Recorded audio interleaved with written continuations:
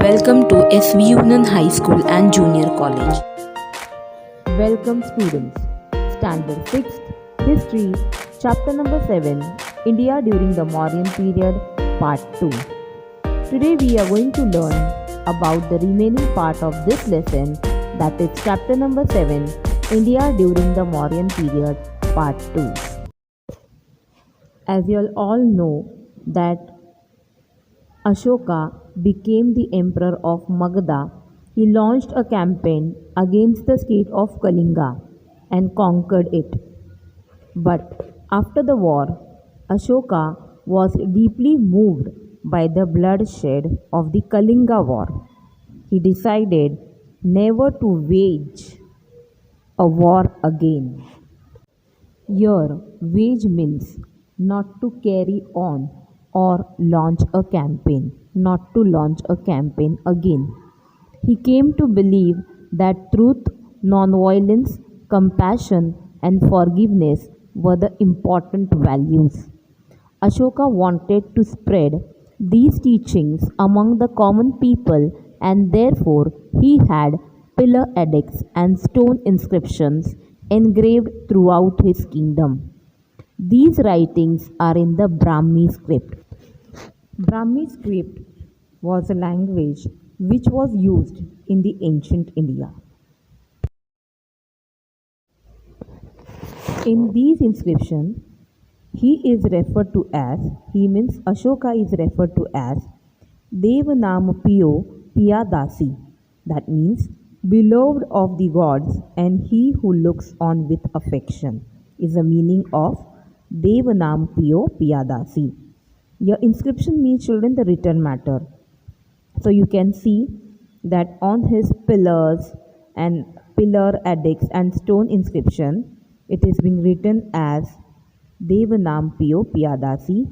This is a title being given to Emperor Ashoka, and the meaning of Devanamapiyo Piyadasi is beloved of gods and he who looks on with affection.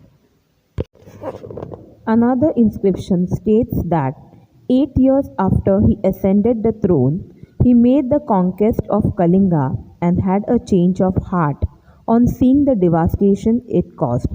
That means, children, after he became an emperor, Ashoka fought only one major war called the Kalinga War.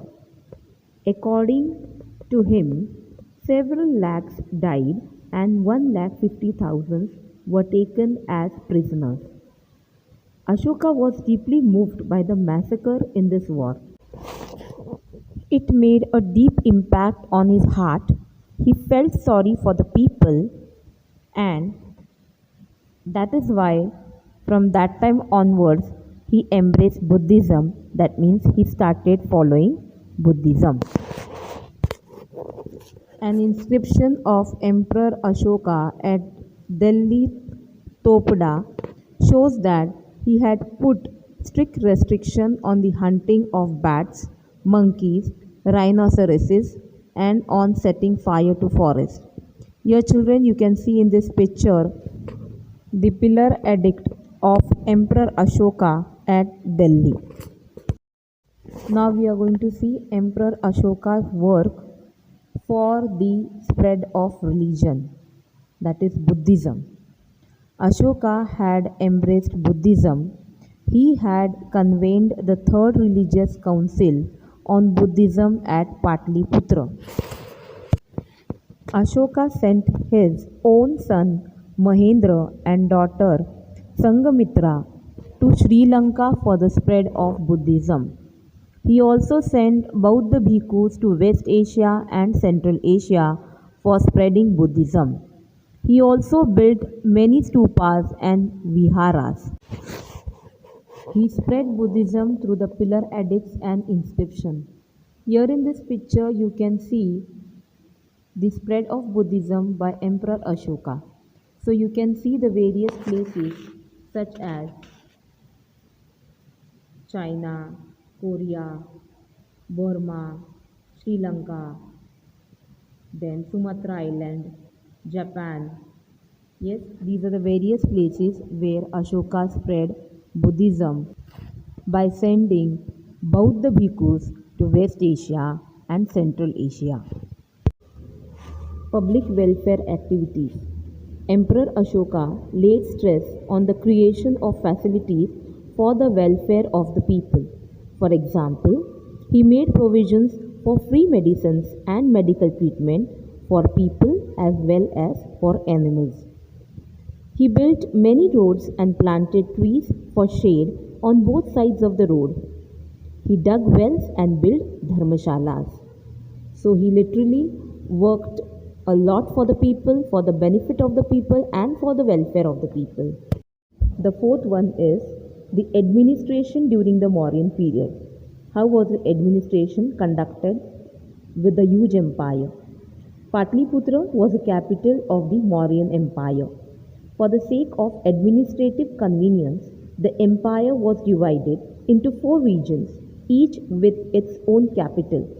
That means, children, as you know that the Mauryan Empire was a very huge empire. That is why for the administrative convenience, so that the administration will be carried out easily in all the parts of the kingdom, that is why it was being divided into 4 regions. Now here you can see in this slide the first one. Which are the 4 regions?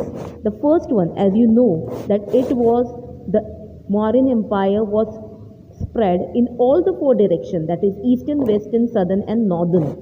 So that is why it was being divided into 4 regions. In that, the first one is the eastern region, second western region, third southern region and fourth northern region. Now, which region comes under the eastern region? That is Toshali, which is in the present Odisha. Second is the western, that is Ujjaini, which is in Madhya Pradesh.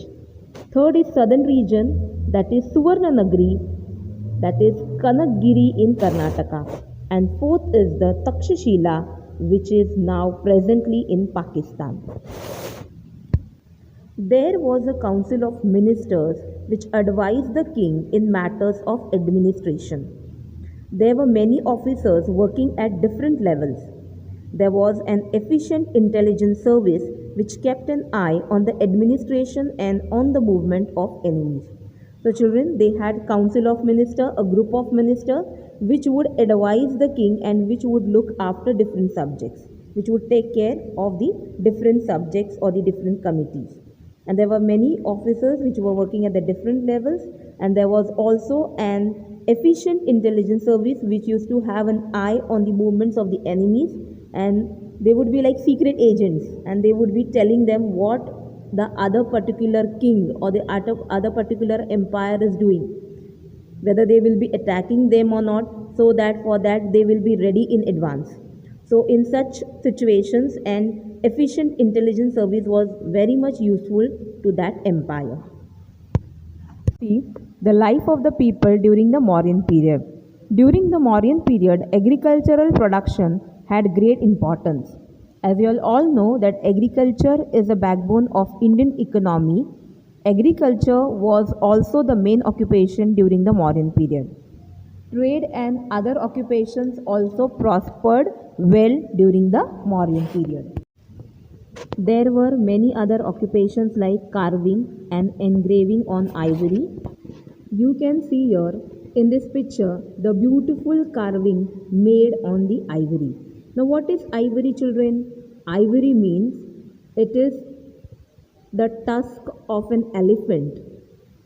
That is the tusk. Tusk means the teeth of the elephant on which they have made the carving. Weaving and dyeing cloth was also another type of occupation. Here you can see in this picture that they are weaving the cloth, then they are dyeing it. Dyeing it means to apply various colors to the cloth is called as dyeing. Black glazed pottery was also produced.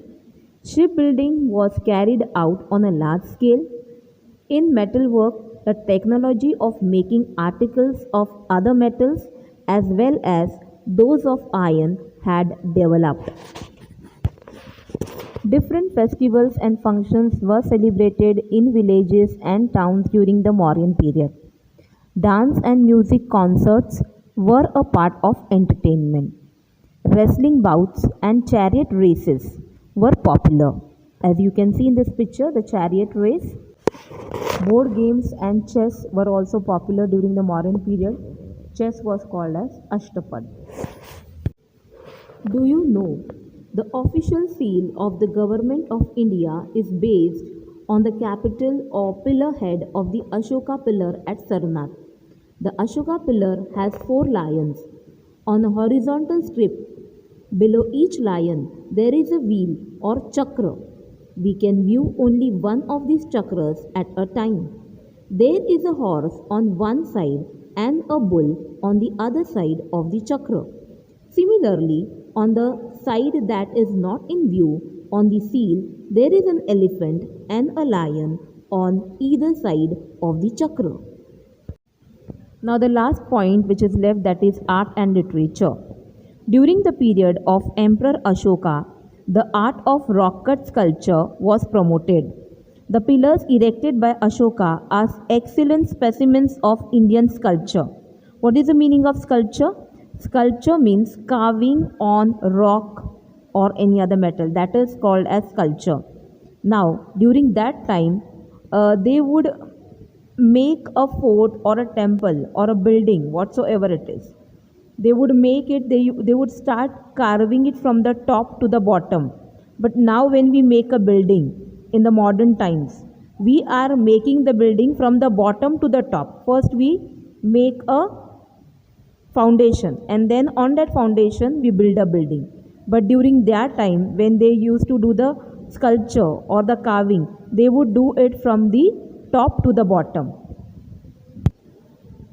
There are excellent carvings of animals like the lion, elephant, bull on these pillars. The chakra or wheel on the Ashoka pillar at Sarnath as a place of honor on the Indian national flag. The pillar has lions on all 4 sides, but only 3 are visible from the front. This is the official seal of the Government of India. The cave sculptures at Barabar Hills, carved during the period of Ashoka, are well known. These caves are in Bihar.